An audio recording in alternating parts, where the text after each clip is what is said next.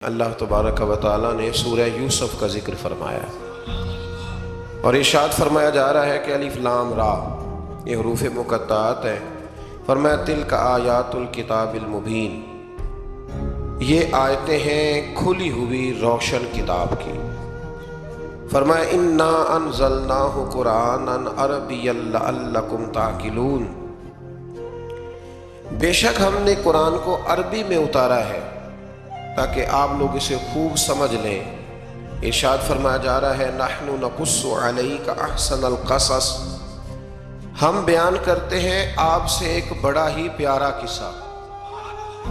احسن القصص، قصوں میں سے ایک بڑا پیارا قصہ، بما اوحینا، تاکہ ہم اس قرآن کے ذریعے جو ہم نے آپ کی طرف نازل کیا ہے، ہم ایک پیارا قصہ آپ سے بیان کرتے ہیں۔ وَإِن كُنتَ مِن قَبْلِهِ لَمِنَ الْغَافِلِينَ، اگرچہ اس سے پہلے آپ اس کی خبر رکھنے والوں میں سے نہ تھے۔ قصہ کیا ہے؟ قصہ یہاں سے شروع ہوتا ہے اذ قال یوسف لأبیہ، جب کہا حضرت یوسف علیہ السلام نے اپنے باپ سے، کیا کہا یا ابتی، اے میرے باپ، انی رأیت احد عشر کوکبا، بے شک میں نے خواب میں دیکھے ہیں 11 ستارے، والشمس اور سورج، والقمر اور چاند، رأیتہم لی ساجدین، کہ وہ مجھے سجدہ کر رہے تھے۔ یہ خواب دیکھا حضرت ابراہیم علیہ السلام کے بیٹے حضرت اسحاق علیہ السلام، اور حضرت اسحاق علیہ السلام کے صاحبزادے حضرت یعقوب علیہ السلام۔ حضرت یعقوب علیہ السلام نے کئی نکاح فرمائے، اللہ نے آپ کو 12 بیٹے عطا فرمائے۔ 2 بیٹے تھے آپ کے، حضرت یوسف علیہ السلام اور حضرت بنیامین علیہ السلام، جو ایک والدہ سے تھے۔ حضرت یوسف علیہ السلام بڑے حسین و جمیل تھے، بڑے خوبصورت تھے۔ کچھ لوگ ظاہراً خوبصورت ہوتے ہیں تو کچھ کی ساتھ عادتیں بھی بڑی خوبصورت ہوتی ہیں، بڑے نفیس، بڑے فرما بردار، بڑی میٹھی ٹھنڈی بات کرنے والے۔ ہوتا یہ ہے کہ جب کوئی بچہ پیارا بھی ہو اور عادتیں بھی اچھی ہوں تو ماں باپ کی آنکھوں کا تارا بن جاتا ہے، باقی محنت کرنے کی بجائے شکوہ کرنا شروع کر دیتے ہیں۔ تو حضرت یوسف علیہ السلام کے والد حضرت یعقوب علیہ السلام اپنے بیٹے سے بڑا پیار کرتے تھے۔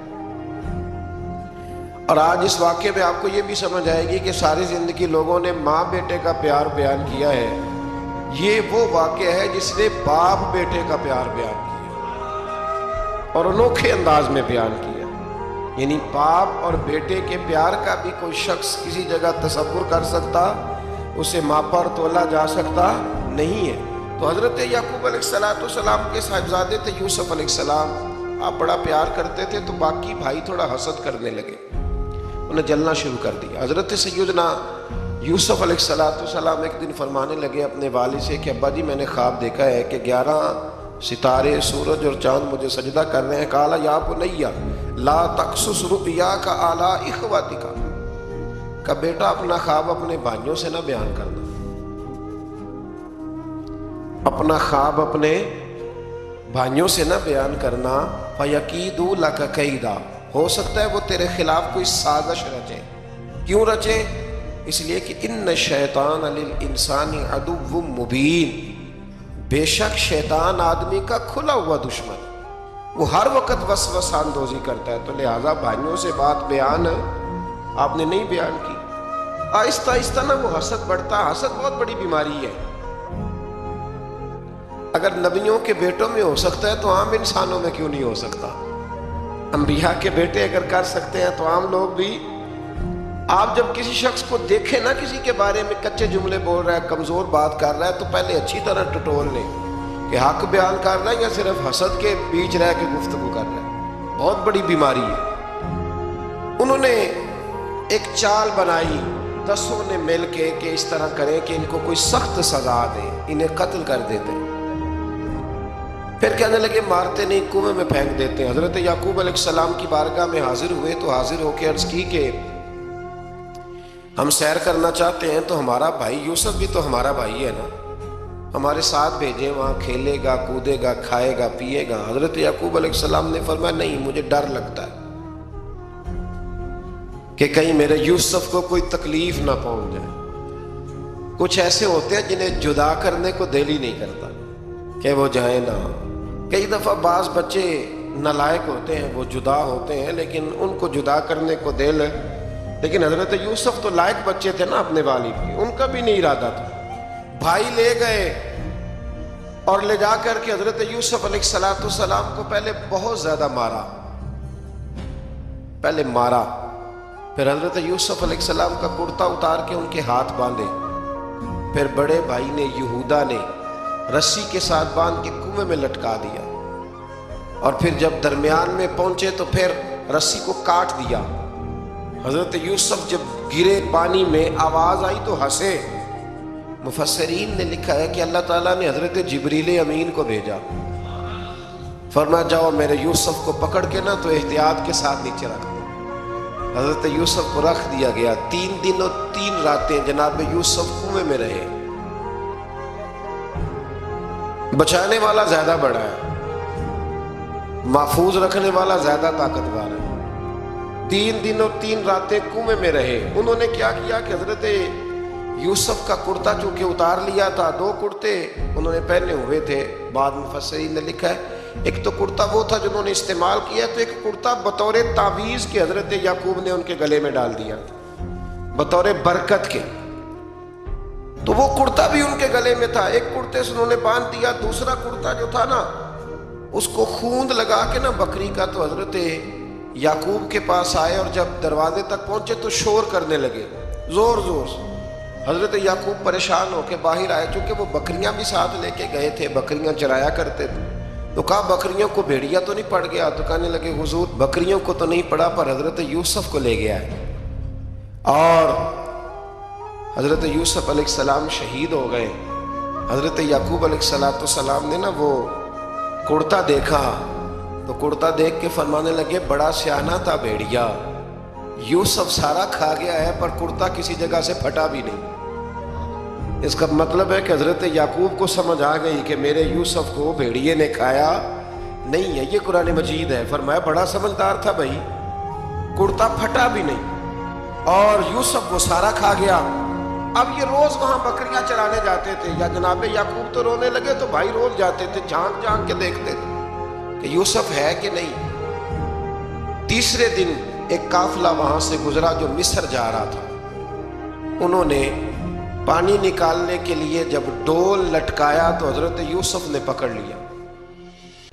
اس شخص نے حضرت جناب یوسف علیہ السلام کو اوپر کھینچا. جب اب واپس اوپر زندہ نکل آئے تو بھائی پھر حیران ہو گئے. ابھی بھی شکر ادا نہیں کیا کہ 3 دن کے بعد دیکھو اللہ نے کتنا فضل فرمایا ہے.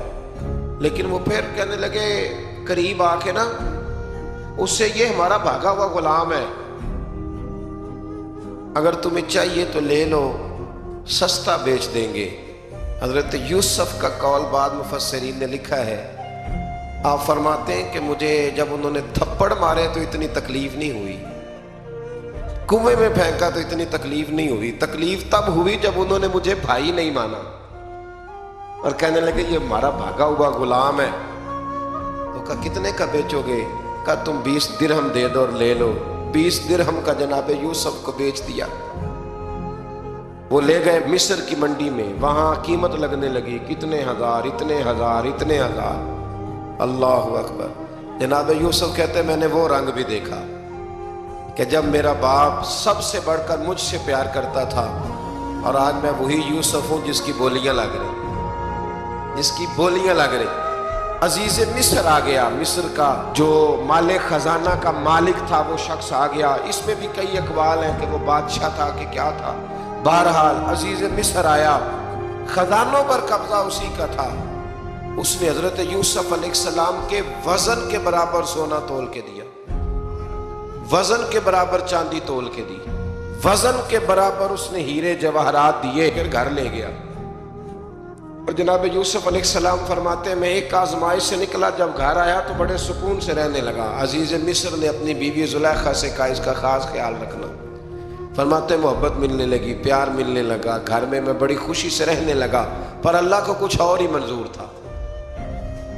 آزمائش پر آزمائش ذرا دیکھیے گا. پہلے باپ کا پیار، پھر کنواں، پھر کنویں سے بچ گئے تو مصر کی منڈی، فرماتے وہاں سے میں بچ کے آیا تو عزیز مصر کے گھر رہنے لگا، زلیخا فریفتہ ہو گئی، گناہ کی دعوت دینے لگی۔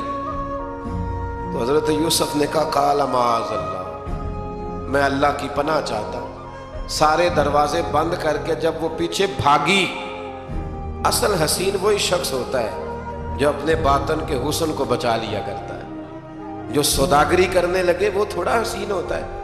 حضرت یوسف علیہ السلام جب بھاگے تو اس نے پیچھے سے پکڑ کے کرتا کھینچا، کرتا پھٹ گیا۔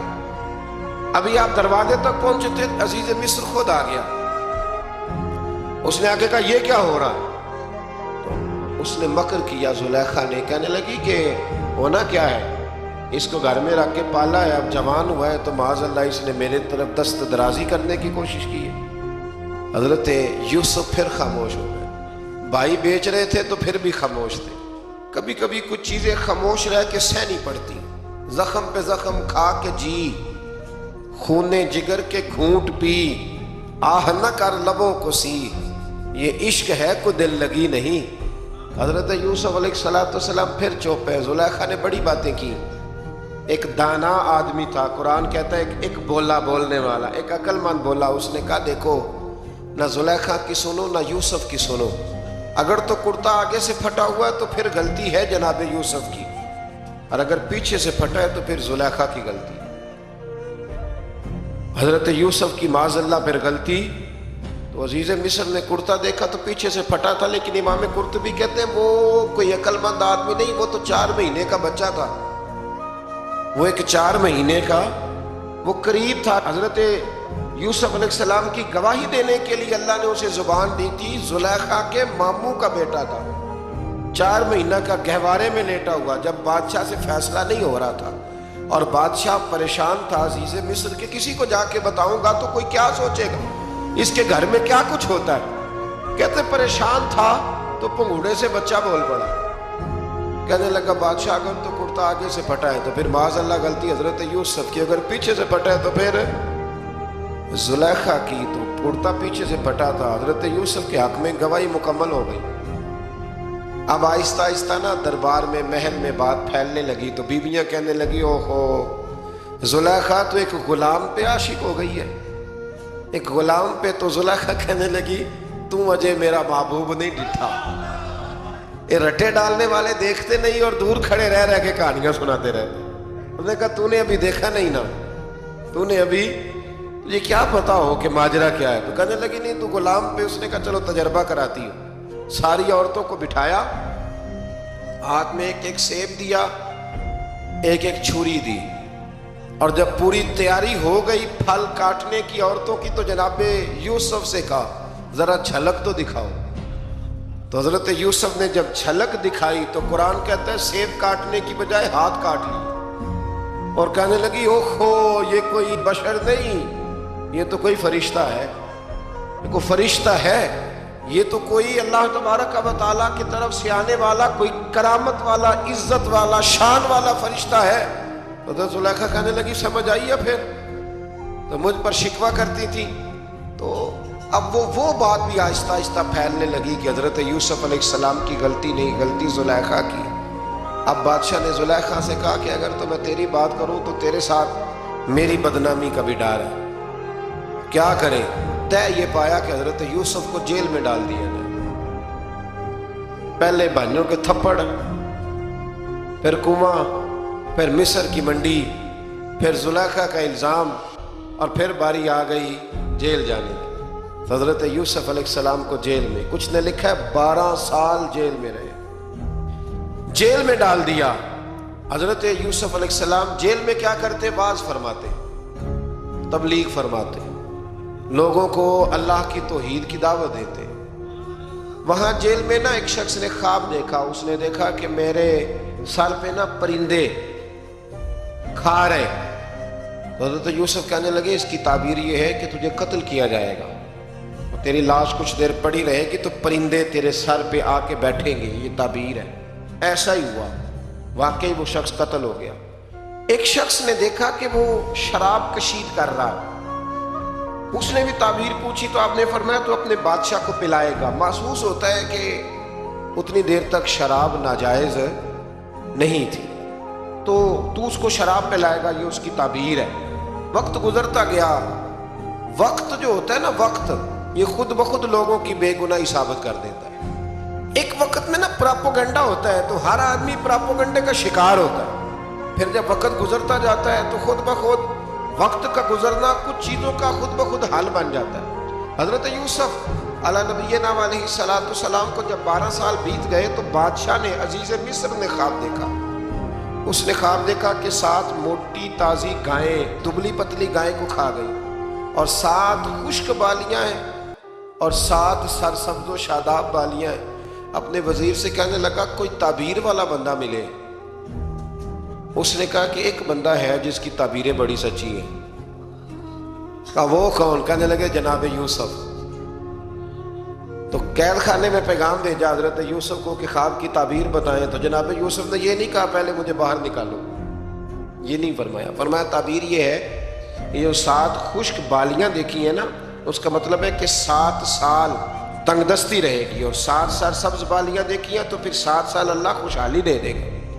اور فرمایا یہ جو تم نے گائیں دیکھی ہیں موٹی تازی وہ کھا گئی، فرمایا اس کی تعبیر یہ ہے کہ کوشش کرنا کہ جو تمہارے پاس دن یہ چل رہے ہیں جن میں سرسبز و شاداب ہے کھیتیاں، تو 7 سالوں کے لیے اناج جمع کر لینا، بالیوں کے اندر ہی رہنے دینا، باہر نہ نکالنا، اور پھر اگلے جو خشک سال ہوں گے نا، وہ یہ جو جمع پونجی کی ہوگی نا، اس کی برکت سے وہ 7 سال آسانی سے۔ اس پر ہمارے مفسرین نے لکھا ہے، اس آیت پر صوفیاء اور بزرگ تو کہتے ہیں نا سارا اللہ کے راستے میں دے دو، یہ بھی بات اچھی ہے، لیکن اگر کوئی اپنے بچوں کے لیے آنے والے وقت کے لیے کچھ چیزیں سنبھال کے رکھے تو یہ بھی سورہ یوسف سے ثابت ہے، یہ بھی سورہ یوسف سے، تو یہ بھی کوئی ایسا فعل نہیں ہے جس پر کوئی شخص تنقید کر سکے۔ آمدام برسر مطلب حضرت یوسف نے جب تعبیر بتائی تو بادشاہ کہنے لگا کہ انہیں باہر نکالو۔ آپ فرمانے لگے میں نہیں نکلتا بھائی، نہیں نکلتا میں جیل سے، یہی ٹھیک ہوں میں۔ آپ کیوں نہیں نکلتے؟ کہنے لگے پہلے اعلان کر کے لوگوں کو بتا کہ میں بے قصور ہوں، وہ جو تو نے پراپوگنڈا کیا نا اپنے منہ سے اعلان کر۔ اس نے جناب زلیخا کو بلایا، ان عورتوں کو بلایا، وہ عورتیں ساری سامنے آئیں، انہوں نے گواہی دی کہ یوسف تو بے گناہ ہے۔ پر سال کتنے لگ گئے؟ اللہ اکبر، 12 سال لگ گئے۔ یقین کریں کچھ لوگوں کو یہ ثابت کرنے میں نا کہ میں ٹھیک ہوں زندگی بیت جاتی ہے، اور میں تمہارا خیر کا ہوں زندگی بیت جاتی ہے۔ لوگوں کو ہوش تب آتی ہے جب مزار پر چادر ڈالنے کا ٹائم آ جاتا ہے، ہوش تب آتی ہے، لیکن پھر ہوش کا کوئی فائدہ۔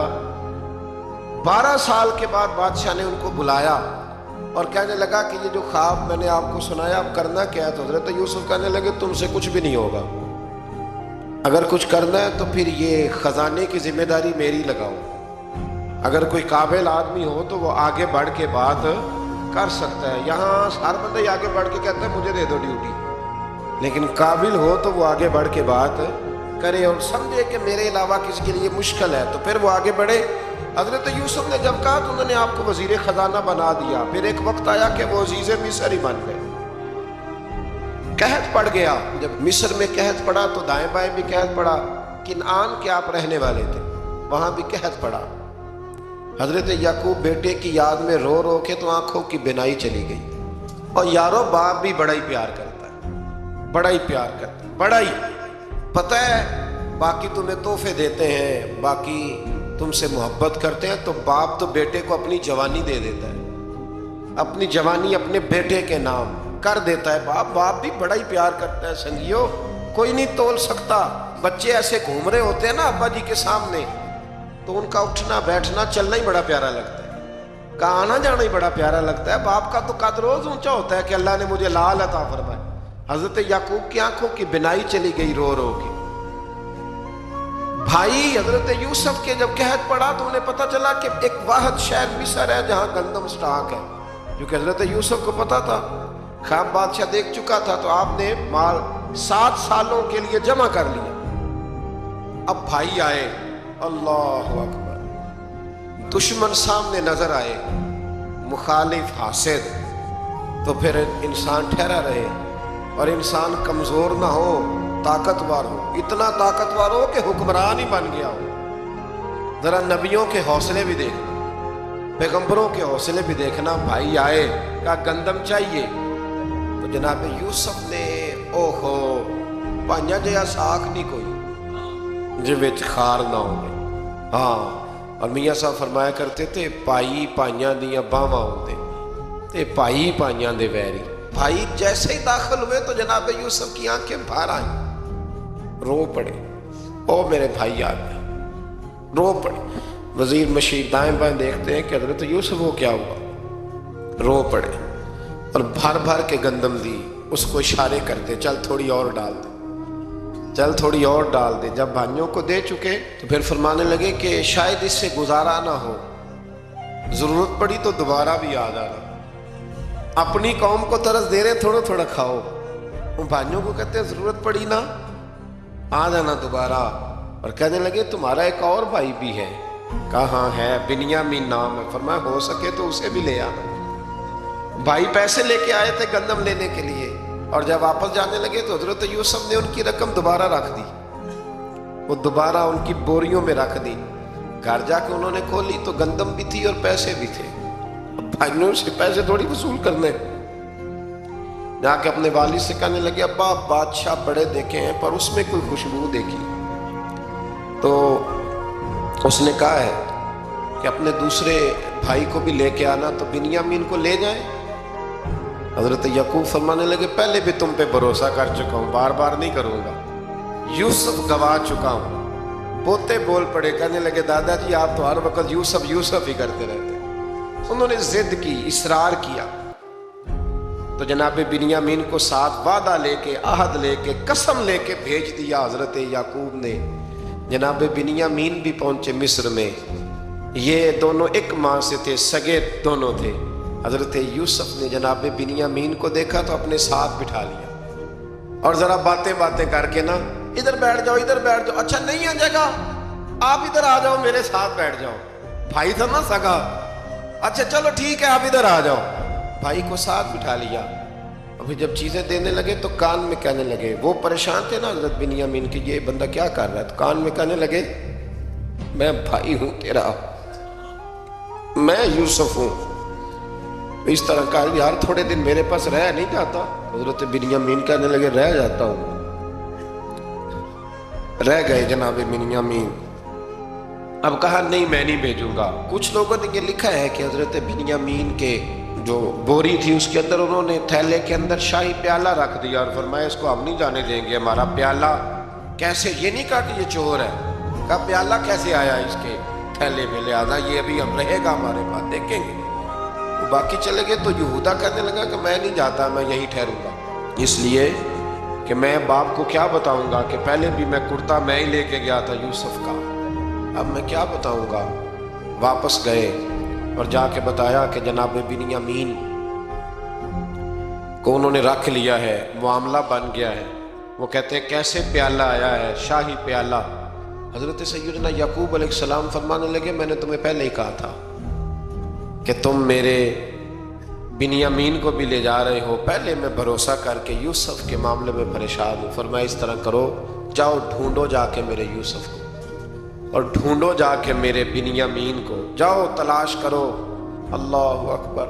بھائی دوبارہ آئے، گندم بھی ختم ہو گئی تھی۔ آتے ہی کہا کہ اے عزیز مصر بڑی بری حالت ہے، ہم بڑے پریشان ہیں، ہمارے باپ کی رو رو کے آنکھیں چلی گئی ہیں، مہربانی کرو کچھ گندم بھی دے دو، اور اس طرح کرو کہ ہمارا بھائی بھی ہمیں واپس کر دو تاکہ ہم اسے لے جائیں اور ہمارے والد گرامی کی آنکھیں ٹھنڈی ہوں۔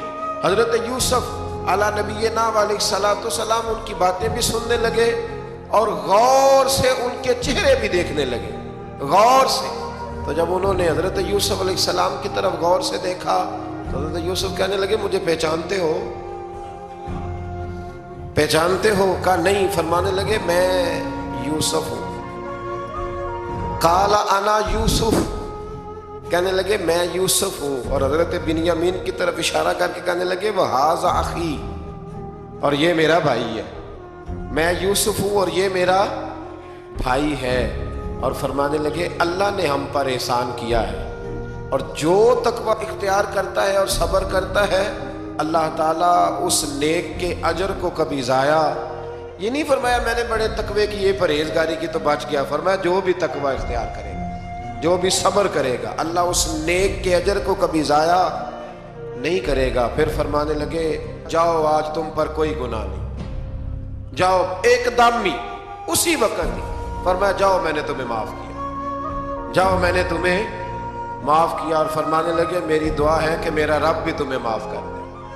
پھر فرمایا یہ میری قمیض لے جاؤ، میرا کرتا، اور میرے باپ کی آنکھوں پہ ڈال دینا، امید ہے ان کی آنکھوں کی روشنی واپس آ جائے گی، جاؤ لے جاؤ۔ تو وہ کرتا لے کے گئے، اذهبوا بقمیصی ھذا، یہ میرا کرتا لے جاؤ۔ دیکھو اللہ والوں کے وجود سے جو چیز لگ جائے تبرک بن جاتی ہے۔ تو وہ کرتا لے کے گئے، بھائی ابھی دور ہی تھے، تو قرآن مجید کہتا ہے ابھی وہ دور تھے تو سیدنا یعقوب علیہ السلام فرمانے لگے بھئی مجھے یوسف کی خوشبو آ رہی ہے، مجھے نا یوسف کی، اللہ اکبر، کون اندازہ کرے باپ اور بیٹے کی محبت کا، مجھے نا خوشبو آ رہی ہے، یوسف کی خوشبو، مجھے خوشبو آ رہی ہے۔ تو حضرت سیدنا یعقوب علیہ السلام کی آنکھوں پہ ڈالا تو روشنی واپس آ گئی۔ کہا ابا جی ذرا چل کے دیکھو تو صحیح رب نے آپ کے بیٹے کو کتنی شانیں عطا فرمائی، چلو نا۔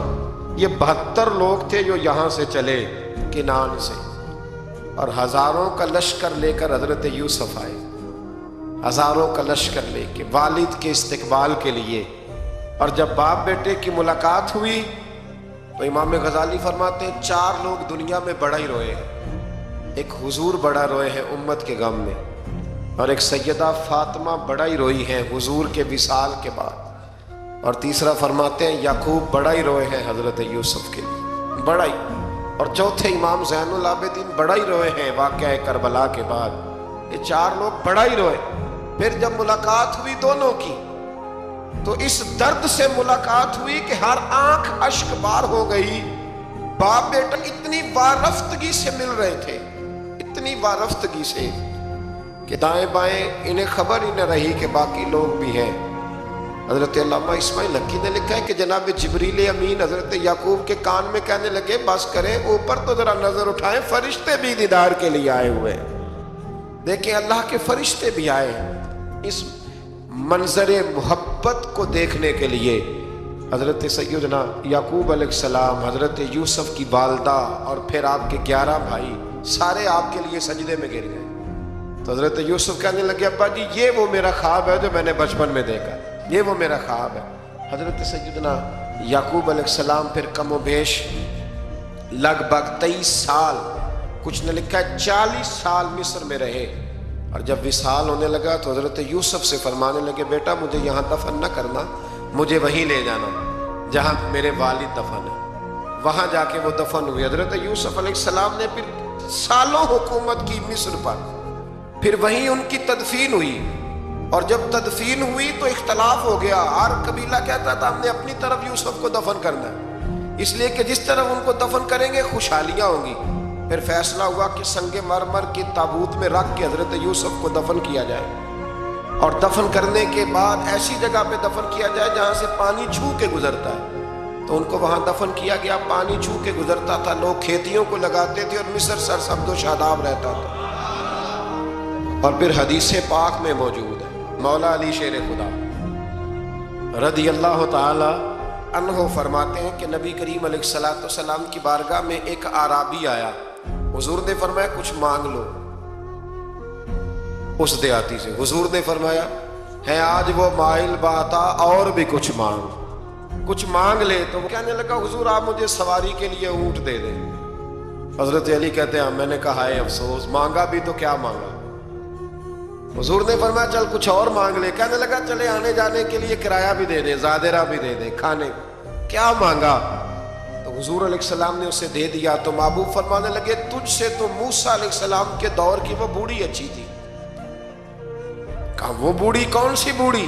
تو حضور علیہ السلام فرمانے لگے رب کریم نے حضرت موسیٰ کو حکم دیا کہ جب آپ مصر سے نکلیں تو حضرت یوسف کی قبر کو کھود کر ان کا تابوت بھی ساتھ لے جائیں۔ حضرت سیدنا موسیٰ علیہ السلام نے عرض کی مالک وہ کیسے پتہ چلے گا؟ فرمایا وہ تو آپ نے خود ہی پتہ کرنا ہے کہ وہ تابوت کہاں ہے، وہ دریا کے اندر تھا، کیسے پتہ کرنا ہے؟ پتہ کرتے کرتے پتہ چلا کہ ایک بوڑھی اماں ہے، اسے پتہ ہے تابوت کہاں ہے، وہ کدھر ہے تابوت، تو بوڑھی اماں کو پتہ ہے۔ حضرت موسیٰ بوڑھی کے پاس گئے، کہنے لگے اماں وہ تجھے پتہ ہے یوسف کی قبر کہاں؟ کہنے لگی پتہ ہے۔